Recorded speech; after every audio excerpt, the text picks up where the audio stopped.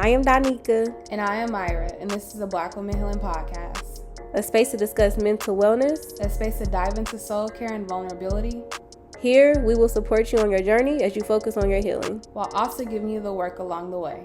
Welcome to Black Women Healing Podcast. Y'all, it's official. We are Amazon affiliates, and we want you all to join us in purchasing items off Amazon. We actually have our Let's Heal book on Amazon, and you can find it in our description. You can also check out pretty much everything's on Amazon. All right, y'all, we're back with another episode of Black Women Healing Podcast, and I just been in a 90s mood. So I'm going to do another 90s question. I know I just been throwing them at y'all, but let's do it again. So I want y'all to think about 3 different songs. A 90s song that, just makes you feel good. One that reminds you of Black love. And one that just gets you to want to dance. So 3 songs, one that makes you feel good, one that reminds you of Black love, and one that gets you to want to dance. Donika, don't think that hard. It looks like your head's starting to hurt. Because that's a lot. Did you talking about 3 different like topics? No, just 3 different songs. They give you 3 different vibes. Yeah, but stop. Yeah, but you said it's too early for this. Okay. The only thing I even remember you saying right now is the one that makes you think about love. So I'm just going to go with that. No, you got all 3. The one that gets you in a good mood, Black love, and dance. Come on. Good mood, Black love, dance. Okay. Black love for me would be Real Love, Mary J. Blige. You did not have to sing. Okay. I mean, look, is that not what Black people do? We always want to, we got to get examples because I feel like you're not going to get it if I don't tell you. But that right there, and then a song that, I forgot, what's the other ones again? My memory is not working. You want to dance, and don't say Montel Jordan. Montel Jordan? You talking about, oh, no, girl, no. No, it's Friday. A song that makes me want to dance. A song that makes me want to dance is this song with any Afrobeat song, to be honest. But it's a song by Burna Boy called Pull Up. If that song, I'm pulling up. Oh, dang, we talking about 90s. Oh, see, it's what I'm saying. It's too many instructions. Okay, 90s. So 90s dance. That's 2000s. Girl, I was only 7 in the 90s. Dang. Oh goodness. Yeah, give us a break. All right. I'm over here. I don't know why now I'm on a salt and pepper. Push it. Oh no. No, listen. This song is JJ Fat and we're here to rock. What's that song? Way back when I be beatboxing in the beginning. Yes. Yeah. That makes me want to dance. So okay, all right. That makes me, and then shit, Myra. What was the other one? Basically say something Michael Jackson or something. Hold on. So I did 2. What's the last one again? The one that makes you want to dance. You did it. Okay. You did all 3. You just stressed me out. Oh my God. Look. I'm sorry. Moving on. All right, you go ahead since you seem to. I feel like you're gonna have this down pat, so I'm gonna let you take over. I'm sorry, y'all. Go ahead. I forgot my old instructions. Okay. So the one that puts me in a good mood, I love Sounds of Blackness. I've said that like a million times on the podcast. Oh. Mystic. And then the song that reminds me of Black love, I just think of the Love and Basketball soundtrack. So I like the song Wherever You Go. I can't remember who it's by, but I listen to it all the time. And I also like I Like by Guy. So I'm stuck between those 2. Okay. And then as far as the one that makes me want to dance, I like Mary Jane by Mary J. Blige. I don't know what it is about that song. All night long, it's just something about that song that makes me want to make. I don't know. It's so true. That's where really the iconic move come from. You know what I'm talking about? And I feel like I need to go buy some boots when I listen to it. Like, Yes. I'm ready. Yes. Oh my God. What about you? Okay, so I'm gonna pull all my songs from Monica's playlist. Oh, okay. Yes, give them to us. Because I feel like Monica was just like, Monica and Brandy were just my go-to in the 90s. So every time the beat drops will be the one that makes me want to dance. Okay. Why I Love You So Much would be like a song that kind of puts me in the mood for love. And a song that makes me feel good. That one's hard. I guess The Boy Is Mine. Like I always get in a good vibe. Like, you know, when her and Brandy are trying to battle it out. We'll go with that. Yeah, Monica was definitely the go-to in the 90s. Yes, I love me some Monica. Absolutely. So before I introduce you, we like to get names right over here. So before I say your last name, how do you pronounce it? So it's Can Zader. Can Zader. So can like the can of food, and then Zader. Okay, makes complete sense. Thank you so much. Yeah. So today, we have Kyla Kinzader, and I'm gonna go ahead and introduce her. So Kyla is the stage 4 endometriosis mom, sharing her health and motherhood journey as a digital healthy lifestyle content creator at pinkproverb.com.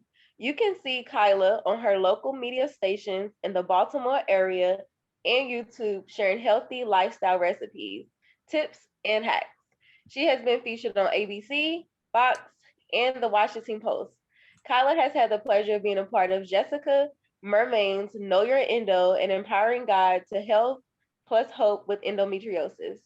The Endo What documentary and Blood and Guts, Meg Allen Codes Exposing Endometriosis documentary, as well as curating content for the Endometriosis Foundation. So welcome, Kyla. Thank you so much for joining us today. I'm happy Yes. to be here. This is really, really cool. Yes, thank you so much.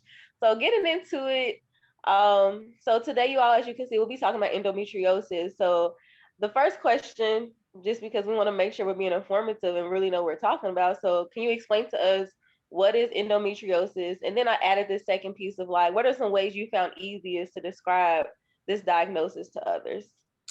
Yeah. So, okay. So the first part, what exactly endo is, usually when people first hear about endo, they think that endometriosis is just really, really bad menstrual pain. And they usually say, and I even said it myself when I first got diagnosed, it's the endo tissue that travels to other parts of our body and it becomes inflamed and causes us a lot of pain. But the correct way to think about endometriosis is that it is endo-like tissue. So it's things that are acting like our estrogen going throughout our body, and our body is trying to treat those different elements like it is our endo tissue. But we become inflamed because we realize that that is radical objects that we need to attack. So basically, anything that acts like the estrogen-like tissue can travel throughout your body, and your body can't recognize it, and it causes us to have extreme pain. And endometriosis is not just menstrual cycle pain.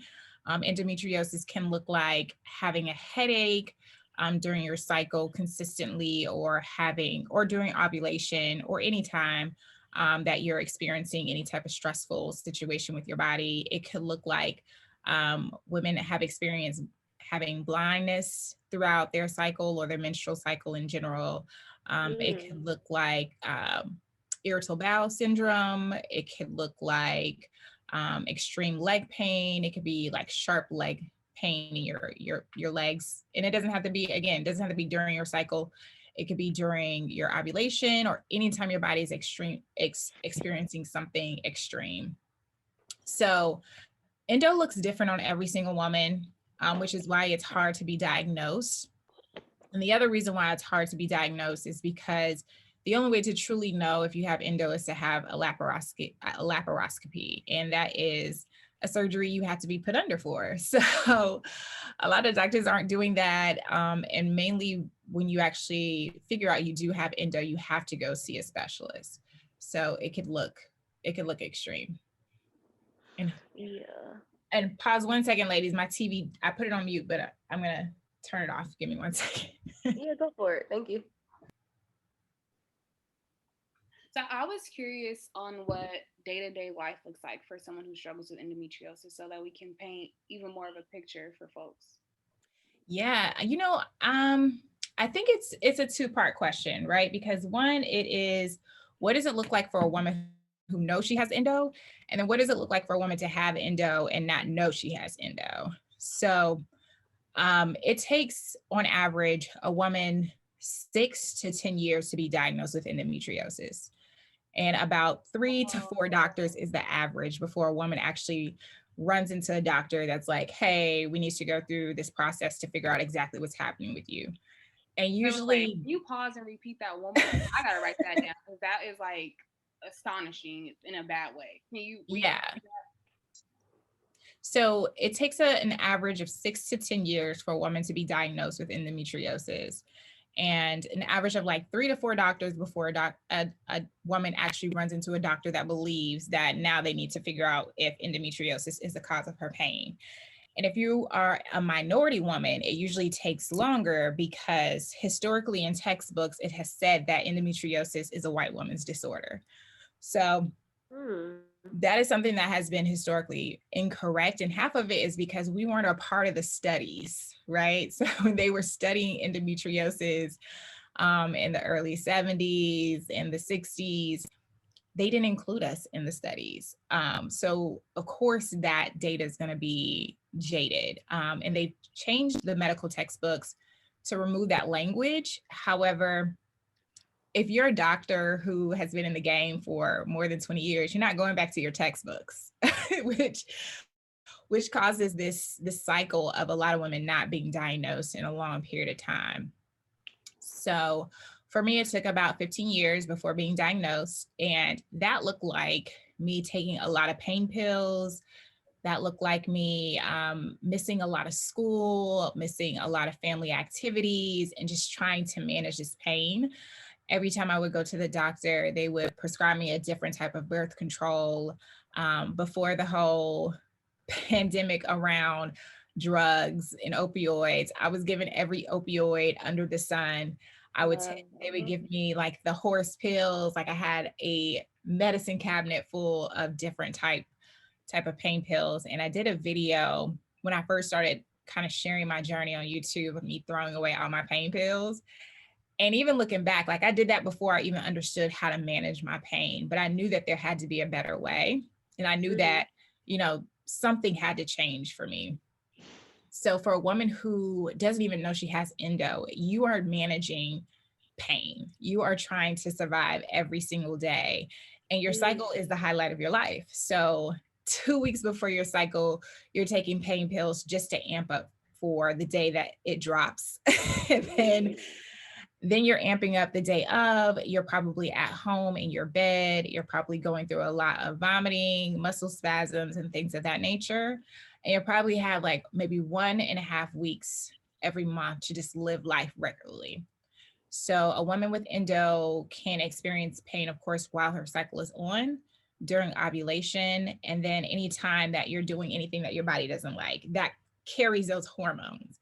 So when we think about estrogen-like hormones that act like endometriosis tissue in our body, that's meat that has the extra hormones, that's milk that has the extra hormones, that's plastic items that we're using that carry those type of estrogen-like material that react in our body.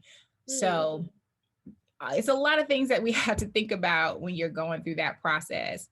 But once you figure out you have endo, that is a little bit different, right? So you are realizing that you have to pay a little bit more attention to the food that you eat. So you probably become a little bit more particular with your food. You start to pay more attention to the things that give you flare-ups or cause you to react. And you're managing your stress on a day-to-day basis. So stress is another factor where if you become extremely stressed out, it's not one of those things that you can just say, I'm stressed. No, you're going to feel it. You're going to feel it and Mm. every single inch of your body, you're going to feel it. So it's all about self-care, self-management, figuring out your diet, and figuring out your lifestyle so that you're able to be pain-free or come close to being pain-free. And it's a journey. It took me years to figure out how to become pain-free, but you could do it. Yeah, thank you for breaking that down. Like, I feel Mm-hmm. like I'm learning so much. I didn't really know much about the difference between this and like cystic fibrosis. And now that, we're having these conversations, I feel very fortunate to learn about these things. This is important to know. And, Mm-hmm. it makes me curious about the ways that endo affects your mental health and what Mm. that looks like and maybe ways that you've even coped with it. Because I'm sure it has some type of effect.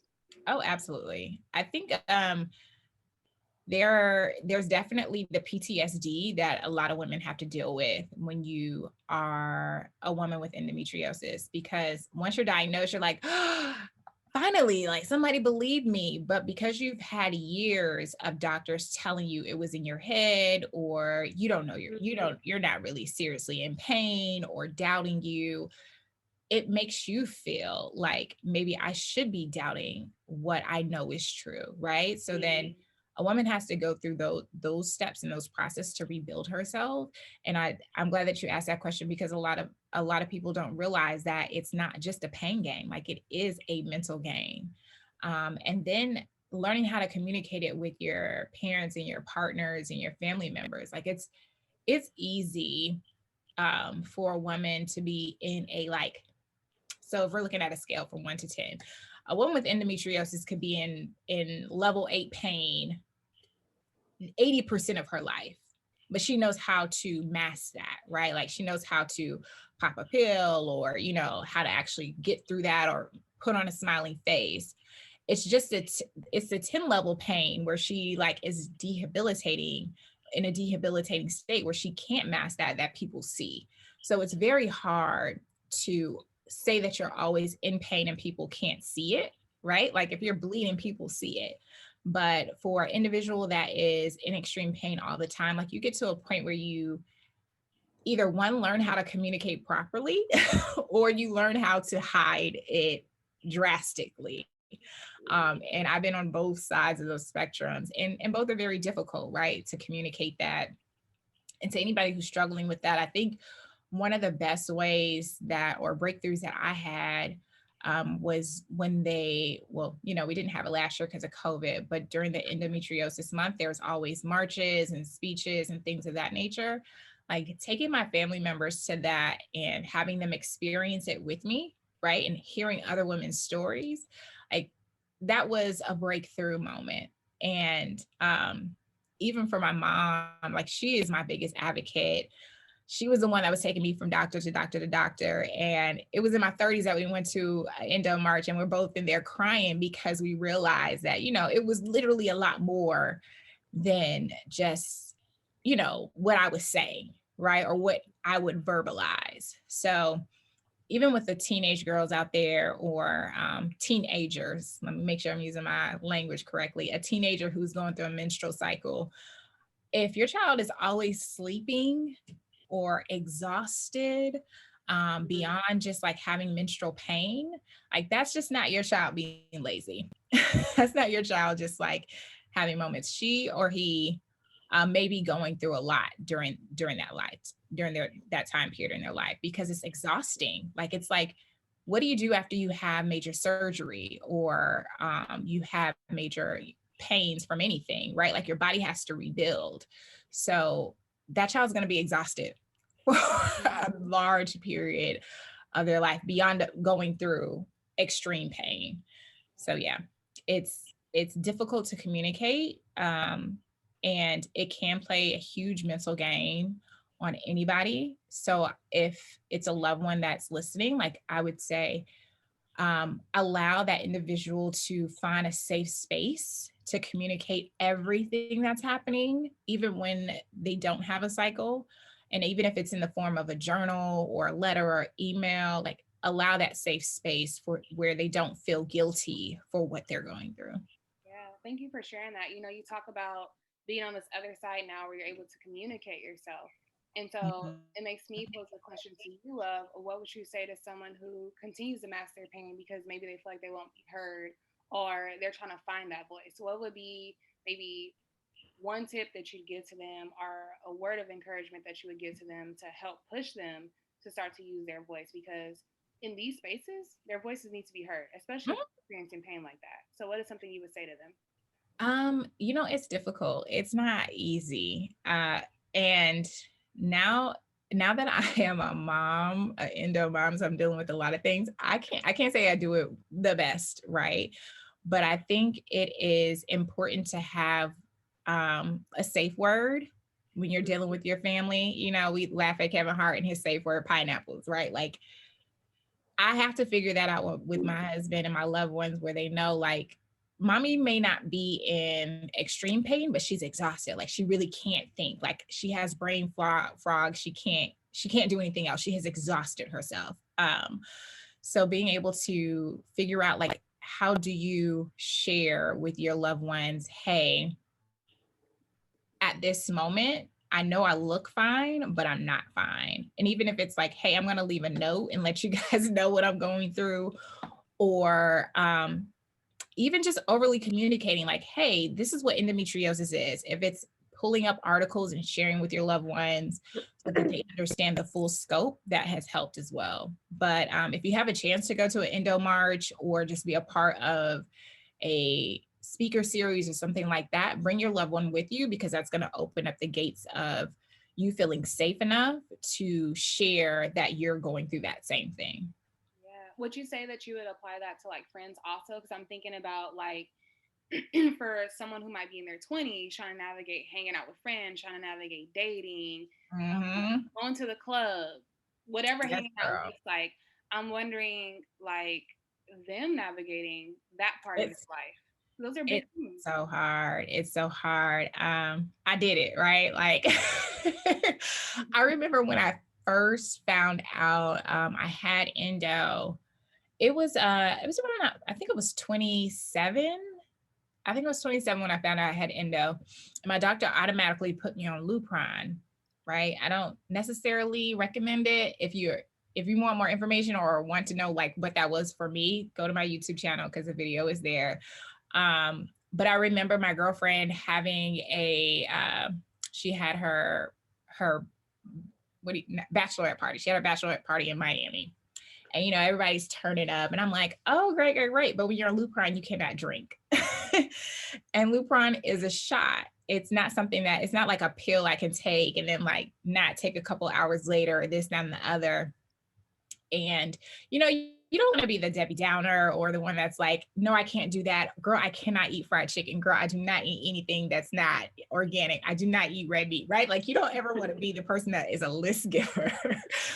But at the Okay. same time, like you're trying to balance it. But it happens, right? Like when you Yeah. are a woman who has endo, for you to reach the level of being pain free, you're going to change your life drastically.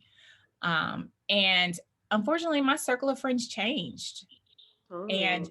that was, and I won't say it was because of endo, but it was because my whole lifestyle changed. I realized what I wanted, how I wanted it, and I wasn't accepting anything less. Like I couldn't, and even not even the going out part, but just the drama part. When you're in your 20s, like drama is everything. We watch reality TV all day. Girl, you can't have that drama in your life. Like you can't, it's just those are the conversations you should be having. But you'll get there and it's trial and error. Because did I drink while I was on Lupron? Girl, yes, I did. And did I pay the price? Yes, I did. Like, so you figure it out. But give yourself grace. Understand that you are human, but also understand that every cause has an effect. So the more you know, the more that you have to be held accountable for yourself. Mm. So it's a journey, girl. It's not easy. Looking back, if I could do anything different, I don't know if I would because I was still fighting for my dreams. I was still trial and error. And just unfortunately, I had the token of pain that came with every single mistake, right? Like every single drink that I had, girl, I paid for. and I still pay for. Because there's days I still want a glass of wine, but I know, like, girl, you better be drinking your water, get your chlorophyll in if you're trying to balance this out. Because I'm not going to just be a lump on a log, right? Like, I'm still going to live, but I know what my consequences are and what I have to do to stay balanced, because it's a lifestyle. It's not just, it's not just a whim diagnosis. This is your lifestyle. Thank you for sharing about that. Absolutely. Yeah. Thank you so much. Yeah. Yeah, and in our next question, we wanted to ask more about like resources that you are Yes. aware of. Because I hear you talking about, which I absolutely love, when we get like this personal piece, like you're giving a lot of like how you handled it, like Mm-hmm. which just makes us feel more connected to like this is a real thing, you're a real person, and you've experienced it. So, what are some resources that you're aware of that has helped you through your journey? Okay, resources. So first and foremost, y'all have to get y'all some endo girlfriends. Like, it's a must. Like, you have to join the Facebook groups. You need to be following different groups on Instagram. And then when you join those groups, connect with at least one girl and you become besties, right? And you don't always have to talk about endo, but just the simple life factors, right? Like having somebody to really understand what you're going through just in general. Like, girl, I'm at this beach. It's example to the 20 year olds, right? Like, girl, I'm at this beach party and I just drank this mojito, I'm gonna pay for it later, right? Like, having somebody to actually be there and understand what you're going through is great. And then when you join those Facebook groups and those Instagram groups, like, you'll see so many tidbits in there about who to go through for surgery, who not to touch for surgery, like what you should be eating, herbs that work for people, vitamins that work for people, and things of that nature. Um, and I have a list on my blog as well for that, but Endo Black is a must. I don't even care if you're not Black and you're listening. Like, you still need to join Endo Black because there's a lot of tips in there. And there's definitely a couple more on my blog. I have a little mommy brain frog, right? Fog right now, but you can definitely go and on my blog and check it out. If you just put in endometriosis on my blog, like, you'll see a whole bunch of stuff pop up. So definitely check that out. But yeah, I think that's important. And then as far as resources to help you heal, I am 2 years pain free. Like, I just celebrated my pain free anniversary, right? And it's a journey. And I always say that, I'm being healthy my way, because I am not vegan, I'm not vegetarian, because I'm from the South and I still love to go to a good barbecue every now and then. And I'm not gonna lie to myself, right? But I feel like it's all about balance and understanding what you need to give yourself to feel healthy and feel good. So making sure that you're getting enough rest, making sure that you're taking your vitamins, putting chlorophyll in your water is a plus guaranteed way to balance yourself out. Foods that don't have hormones or added hormones, like, delete that. If you want red meat, cool, eat red meat, but make sure it's grass fed, because you can taste the difference and your body will know the difference when you do that. So yes, spending a couple extra dollars to make sure that you have food that is consistent with your lifestyle is important, but it doesn't mean you can't go out. It doesn't mean that you can go to brunch. If you're at brunch and you are drinking alcohol, stay away from alcohols that have added sugar. And, a good mojito with herbs, honey, might go a little extra mile. Like, it's not going to put you in the best place, but it's not going to put you in the worst place either. So keep that in mind. And I do actually have a resource that I'm working on. So just if you are looking for an endo resource, it's coming out soon. Yeah. Thank you for going over all that. Those are really helpful. And, Yeah. we always ask our guests as we wrap up to share a takeaway. And the takeaway can be anything, your favorite quote, a tip you want to share, a word you're feeling for the week, whatever. What is the takeaway that you like to share? Grace is everything. And you are not going to be the perfect endo woman. Like, no woman is going to be perfect on this journey. And give yourself grace to live, to be, to experience the things that you love, but be creative with it. Like if you know you love bread, like take some time to figure out how to do carbless bread, or get in the kitchen and have fun with it that way. But just extend grace to yourself and others, because you will get in a better place if you just take one step every single day and figure out what works for you. So y'all, we have to shout out our friends over at Fiverr. We are officially a Fiverr affiliate, and I love Fiverr because you can literally go to them for any type of project you might want to work on, whether it be if you need a new logo, you need help with the resume, you need help with social media, they help you over there. So go ahead and check out our friends over at Fiverr. That's 5ERR. So 5 with 2 R's at the end. So go ahead and check them out with the link in our bio and tell them that we sent you. All right, so I just wanted to wrap up and ask some things that my friend is enjoying this week. I want to talk about some things that feel good, things you may have discovered, all the things. I want to hear about all the things. Not all the things. All the things. So, I guess in alignment with this episode, really, I really been enjoying the fact that we are talking more about like these issues and diagnoses that I feel like we don't talk about enough, especially within Black women. Yeah. So like I just feel like I've been learning so much, and it's still so much. I'm still be like I'm confused, but I feel like we're talking about it, And if I'm confused, I'm pretty sure there's other people who are here who are confused. So the fact that we have been having these guests, so I mean, even just thinking about it right now, we had PCOS. Now we just had endometriosis, and I know we're gonna have one on like fibroids.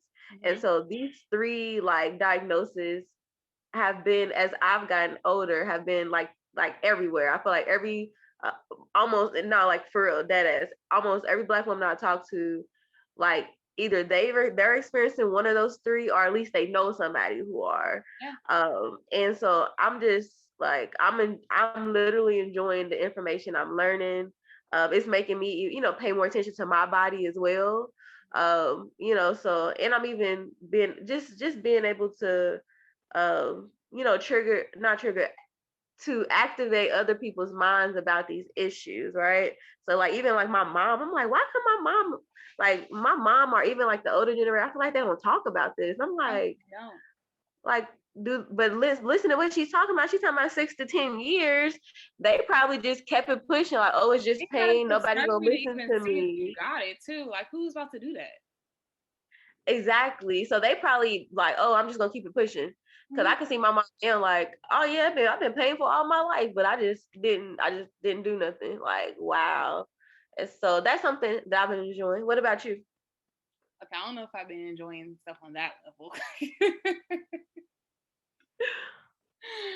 I've been enjoying the Jill Scott podcast. Oh my goodness, so good. I'm obsessed with that podcast because it's so cool that like her friends don't agree with everything that she says because she's Jill Scott, and like even she says stuff, and I'm just like, Jill, shut up. Like in like an auntie way, like I feel really connected to. I'm gonna meet Jill Scott. Like I could just feel it.